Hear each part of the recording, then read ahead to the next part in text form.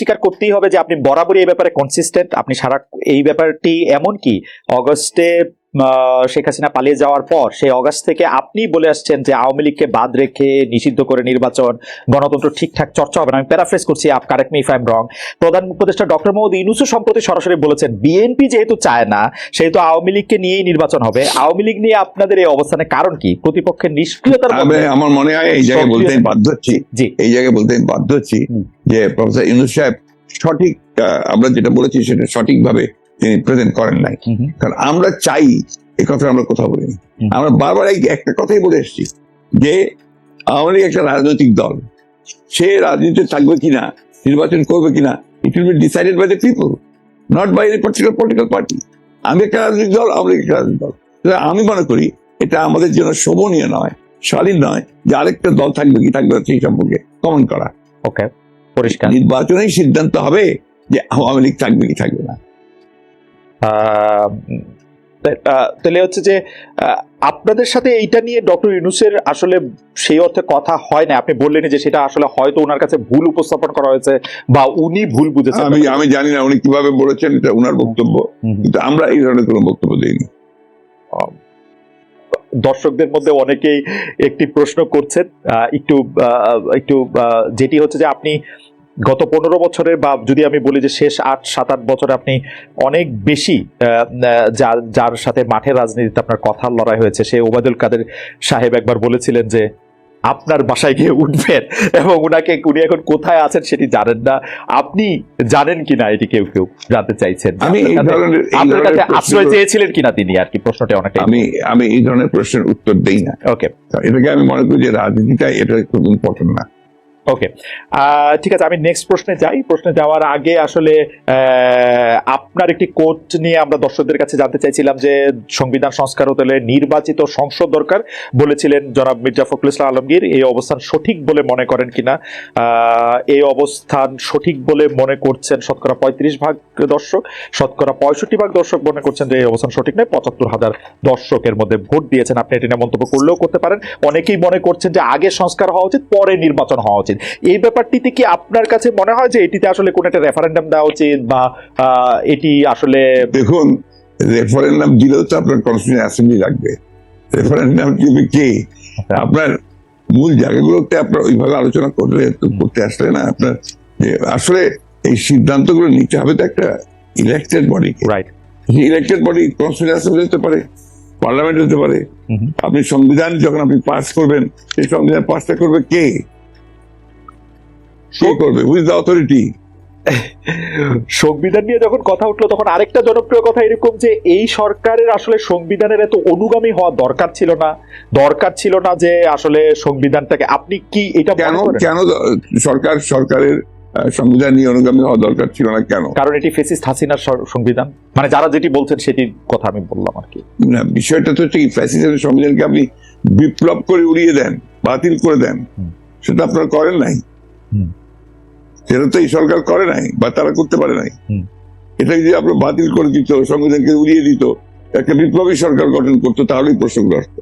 এখন এই প্রশ্নগুলো অবান্তর।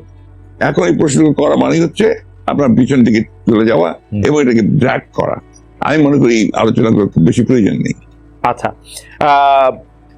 না, শুধু একটু এটা জানতে চাই যে এটা যে আসলে ওরা বিপ্লবী সরকার করতে পারলো না, তখন যে সংবিধানটাকে উড়াই দিতে পারলো না, এর পিছনে কি কোনো কারণ আছে? আপনাদের কোনো পরামর্শ আছে? বা ডক্টর, আমি জানি না, তাদের তো আসলে একটা জিনিস আপনারা কেন ভুল করছেন। যখন এই আপনার বিপ্লব হয়, তখন কি ছাত্রদেরই বা আপনার কোন রকমের একটা অর্গানাইজ পলিটিক্যাল পার্টি? দেখেন, একটা বিপ্লব করতে হলে একটা বিপ্লবী সংগঠন দরকার, বিপ্লব করতে হলে একটা বিপ্লবী সেনাবাহিনী দরকার। এই বিষয়গুলো তো আমরা সবাই যা যা খুশি বলে যাচ্ছি, যার যেমন খুশি। এটা ঠিক না তো। আপনার বাস্তবতা, পুলিশের সব কথা বলতে হবে, তাত্ত্বিক কথার সঙ্গে সঙ্গে বাস্তবতা থাকতে হবে। তো আমার কাছে মনে হয় যে এই বিষয়টি আপনি যেভাবে পরিষ্কার করলেন, সেটি আগেও আপনি বলেছেন, সেটি আসলে পরিষ্কার হলে আমাদের সবারই সুবিধা। এখন কেউ বলছেন এটি বিপ্লব না গণ অভ্যুত্থান না কি, সংবিধান থাকতে হবে না রাখতে হবে, সেটি নিয়ে আসলে অনেক কথা। রাষ্ট্রপতি নিয়ে আপনার এগুলো নিয়ে আমার খুব মাথা ব্যথা নাই ভাই। আমি আপনাকে খুব পরিষ্কার করে কথা বলি, জি, I am a totally a Democrat. আমি একটা আপাদমস্তক গণতন্ত্র বিশ্বাসী মানুষ, এবং গণতন্ত্র বিশ্বাসী মানুষ বলি আমি গণতন্ত্রের কথাই সবসময় বলি। এটা তো হয়তো কেউ এগ্রি করবে, কেউ এগ্রি করবে না, কেউ বিভিন্ন কথা বলবে, কেউ বুঝতে পারবে না। কিন্তু আমি এটা বুঝি, যেহেতু একসময় বিপ্লবী দল করেছি, একসময় বিপ্লবের কথা বলেছি, বিপ্লবও করেছি, যুদ্ধও করেছি। আমি যেটা বুঝি সেটা হচ্ছে যে বিপ্লব যদি কেউ করতে চায় তাহলে তাদেরকে বিপ্লবী সংগঠন লাগবে, বিপ্লব যদি করতে চায় তাদেরকে বিপ্লবী সেনাবাহিনী লাগবে, তা না ওই বিপ্লবকে এক মুহূর্তের জন্য কন্টেইন করা যাবে না। ওকে, আপনি গণতন্ত্রের কথা বলেন বলেই আপনার কাছে আসলে আমাদের প্রশ্ন বারবার যে আপনি সব মানুষের সমান অধিকারের কথা, গণতন্ত্রের কথা বলতে গিয়ে আপনি সব মানুষের সমান অধিকারের কথা বারবার বলছেন, সবার নিরাপত্তার কথা বলছেন, অথচ শাহবাগে সোমবার আন্দোলনরত সনাতনীদেরকে যুবদলের নেতৃত্বে লাঠিসোঁটা দিয়ে ধাওয়া দেওয়া হয়েছে বলে আমরা পত্রিকায় পড়েছি। আমরা যে কাজ প্রশাসনকে, পুলিশকে, সরকারি দলের লোকজনকে করতে দেখি, সেই দায়িত্ব আসলে যুবদল কেন নিচ্ছে? আপনি এটা নিয়ে কিছু বলবেন? এই দায়িত্বটা যুবদলের উপরে কেন চাপাচ্ছেন আপনার? যুবদল যে করেছে তার প্রমাণ আছে কেন? ওয়াই দিস এই ধরনের বক্তব্য যাওয়ার চেষ্টা হচ্ছে কেন? আমি সবসময় আমরা লক্ষ্য করেছি যে একটা এই ধরনের ঘটনাগুলোর সঙ্গে বিএনপিকে জড়িত করার চেষ্টা করা হয়। এই ধরনের ঘটনাগুলোর সঙ্গে এটা কোনো মতেই বিএনপির সঙ্গে কোনো সম্পর্ক নেই। এটা was the government, the police, তারা করেছে এটা। আর সেই সঙ্গে আপনার সেই যারা আপনার হয়তো সেখানে লোক ছিল তারা করেছে, যুবদলের কেউ এটার সঙ্গে জড়িত ছিল না। তার মানে যুবদলের পার্টি কখনোই ছিল না। তার মানে bdnews24.com এর যে রিপোর্টটা আমরা পড়ছি, সেই রিপোর্টের ক্ষেত্রে এই কথা বলা হয়েছে, তাহলে এটা আসলে ঠিক? আমি এই রিপোর্টের সঙ্গে একমত নই। ওকে,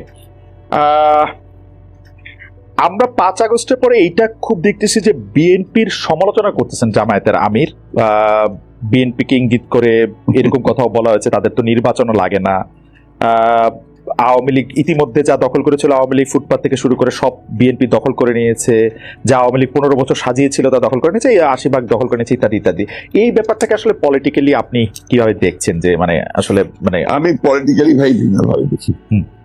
আমি ব্যক্তিগতভাবে আমি খুব পজিটিভ মানুষ, আর আমি আপনার ঠিক ওই নিন্দুকের পর্যায়ে পড়ি না ব্যক্তিগতভাবে। মেবি আমার পলিটিশিয়ান হিসেবে দুর্বলতা হতে পারে। আমি প্রত্যেকটা জিনিসকে আপনার সামনে ফরওয়ার্ড লুকিং দেখতে চাই এবং একটা পজিটিভ ভাবে দেখতে চাই। তো সেই কারণেই আপনার জামাত ইসলাম কি বললো না বললো, কবে কি বলেছে না বলেছে, এইগুলো খুব বেশি দেখি না। আপনাকে আমি সত্য কথা বলছি, আমি মনে করি জামাত ইসলাম আমাদের সঙ্গে ইতিপূর্বে ফ্যাসিস্ট বিরোধী আন্দোলন করেছে ছিল, তারা যদি আমরা যুগপৎ আন্দোলন করেছি, তারা যদি আমাদের সঙ্গে আবারও থাকে এবং করে, তখন আমরা সেগুলো চিন্তা করে দেখবো যে তাদের সঙ্গে আমরা কাজ করতে পারবো কি পারবো না। জামাত ইসলামের সঙ্গে এই যে একটা বিরোধ সৃষ্টি করার চেষ্টা, বা অন্যান্য দলগুলোর সঙ্গে বিরোধ সৃষ্টি করার চেষ্টা, গণতান্ত্রিক দলগুলোর সঙ্গে বিরোধ সৃষ্টি করার চেষ্টা, এটাকে আমি মনে করি এটা বোধহয় গণতন্ত্রের জন্য খুব শুভ নয়। আমরা এটি দেখেছিলাম যে এই শেখ হাসিনা সরকারের সময়ও আপনি সব সময় সব রাজনৈতিক দলের সাথে সংলাপ, আলোচনা, কথাবার্তা প্রাধান্য দিয়েছেন। যারাই আপনার কাছে এসেছেন বা যারাই আপনাদের সাথে কথা বলতে চেয়েছেন তাদের সাথে কি ধরেন আমরা এক ধরনের নাগরিক ঐক্য দেখেছিলাম, মানে নাগরিক ঐক্যকে আমরা দেখেছিলাম। আমরা দেখেছিলাম যে ডক্টর কামাল হোসেনের দলের সাথেও আপনাদের একটা ওই ঐক্যগুলির বা ওই রাজনৈতিক দলগুলির সাথে বিএনপির কথাবার্তা বা প্ল্যাটফর্মটা এখন কেমন? মানে আমি আর নাম খুবই ভালো। আমাদের প্রত্যেকটি দলের সঙ্গে প্রত্যেকেরই আপনার অত্যন্ত চমৎকার একটা আপনার যোগাযোগ আছে। যেহেতু আপনার এখন সময়টা ভিন্নভাবে যাচ্ছে, আমরা নিজেদের কাজ করার চেষ্টা করছি। আন্দোলন যেহেতু নেই, যুবপৎ আন্দোলনের বিষয়টা নেই, but we are in touch always. আজকে তো মোস্তফা মহসিন মন্ত্রীর সঙ্গে আমার কথা হয়েছে, আপনার গতকাল গণতন্ত্র মঞ্চের প্রায় সকলের সঙ্গে বসে আমরা কথা বলেছি, আমরা অফিসে বসে কথা বলেছি। We are in touch. আমরা বিষয়গুলো দেখছি, পর্যবেক্ষণ করছি, আমরা সরকারকে যতটুকু পারা যায় আমাদের পরামর্শ দেওয়ার চেষ্টা করছি। আমরা গণতন্ত্রটা চাই, আমরা নির্বাচনটা চাই দেশের স্বার্থে, জনগণের স্বার্থে। কালের কণ্ঠকে আপনি একটি সাক্ষাৎকার দিয়েছিলেন, সেখানে জাতীয় সরকার নিয়ে একটি প্রশ্ন আসছিল। সেখানে আপনি বলছিলেন যে এরই মধ্যে আন্দোলন অংশগ্রহণকারী একটি দল নিয়ে একটি জাতীয় সরকার গঠন করার কথা বলেছি। এই জাতীয় সরকারটার কি নির্বাচন পরবর্তী সময় হবে? এটা কিসের ভিত্তিতে আপনার জাতীয় সরকার? আমরা বলেছিলাম যখন আমরা আপনার যুগপৎ আন্দোলনে যাই, সমস্ত রাজনৈতিক দলগুলোর সাথে আমরা আলোচনা শুরু করি, এটা ছিল আমাদের প্রায় 2-3 বছরের একটা প্রক্রিয়া। 2-3 বছরের এই প্রক্রিয়ার পরে আমরা ওই যুগপৎ আন্দোলনে একমত হই এবং ওটাতে এগিয়ে যাই। এখানে আমরা যেটা চিন্তা করেছিলাম যে আমরা আন্দোলন করব, আন্দোলন করার পরে নির্বাচন হবে, সেই নির্বাচনে আন্দোলনকারী দলগুলো যারা পার্লামেন্টে আসবে অথবা আসবে না, তাদেরকে সঙ্গে নিয়ে একটা আপনার জাতীয় সরকার গঠন করা। এই জন্য আমরা যে 31 দফা দিয়েছি, এই 31 দফাকে বাস্তবায়ন করার ব্যাপারটা আমাদের একার পক্ষে খুব ডিফিকাল্ট হবে। সমস্ত দলগুলোকে সম্পৃক্ত করে আমি মনে করি যে আপনার এই ক্রাইসিস পিরিয়ডে যখন একটা চ্যালেঞ্জিং পিরিয়ড আসে, তখন বেস্ট হচ্ছে যে গোটা জাতিকে ঐক্যবদ্ধ করা। আমাদের বক্তব্য মূল বিষয়টাই ছিল জাতীয় ঐক্য। সেই জাতীয় ঐক্য আমরা সৃষ্টি করতে পেরেছিলাম বলেই কিন্তু হাসিনাকে এত দ্রুত চলে যেতে হয়েছে। অন্য একটা প্রসঙ্গ, এই প্রসঙ্গে আসলে আপনাকে বারবার এই প্রশ্নে উত্তর দিতে হয়েছে যে অন্তর্বর্তী সরকারে কি কোনো স্থানীয় সরকারের নির্বাচন করা উচিত? আমি এটা আমার ব্যক্তিগত মত আমি বলছি, আমার দলের এখন এ ব্যাপারে কোনো সিদ্ধান্ত হয়নি। তবে স্থানীয় অন্তর্বর্তী সরকারের প্রথম প্রায়োরিটি হওয়া উচিত জাতীয় সংসদ নির্বাচন। অন্তর্বর্তী সরকারের প্রথম প্রায়োরিটি জাতীয় মানে অনেক ক্ষেত্রে বলা হচ্ছে যে নির্বাচিত প্রতিনিধি না থাকার কারণে অনেক সমস্যা হচ্ছে, তৃণমূলে অনেক ঝামেলা হচ্ছে। সেটি এগুলো এটা সবচেয়ে বড় সমস্যা তো হচ্ছে পার্লামেন্ট নেই। আচ্ছা, পার্লামেন্ট না থাকলে যে সমস্যা হয় সেটা সবার আগে, এবং জাতীয় পলিটিক্যাল ক্রাইসিস যেটা হচ্ছে দেশে, ইকোনমিক ক্রাইসিস, তার সবকিছুর মূলেই হচ্ছে আপনার দেয়ার ইজ নো পার্লামেন্ট। পার্লামেন্টটা তো একটা শুধু পার্লামেন্ট না, এটা তো দেশের অর্থনীতি, রাজনীতি, সমাজনীতি, স্বাস্থ্য, শিক্ষা সবগুলোকেই তারা একটা পলিসির মধ্যে আনে, নিয়ন্ত্রণের মধ্যে আনে। সেই বিষয়টা আমরা সবার আগে দরকার। নানাভাবে আমি আবার আপনাকে কোট করি, আপনি বলছিলেন যে বিএনপি বিরোধী মনোভাব প্রসঙ্গে যে এটি একটি জাতীয় আন্তর্জাতিক ষড়যন্ত্র। আপনাকে কোট করছি, আপনি বলছেন যে আমরা 111-এর গন্ধ পাচ্ছি, বিরাজনীতিকরণের গন্ধ পাচ্ছি, আমাদের সতর্ক থাকতে হবে, রাজনীতি বাদ দিয়ে বাংলাদেশে কিছু সম্ভব না। আপনার সেই শঙ্কা কি বাড়ছে না? কারণ এই সাক্ষাৎকারটি আপনি আসলে 2 অক্টোবর দিয়েছিলেন, 3 অক্টোবর প্রকাশ হয়েছিল এটি। আমি এটা বলেছি এবং তা খুব কনসিয়াসলি বলেছি, এবং এখনো যদি আমি মনে করি যে সেই ধরনের কোনো আশঙ্কা আমি মনে করছি, তাহলে আবার বলবো।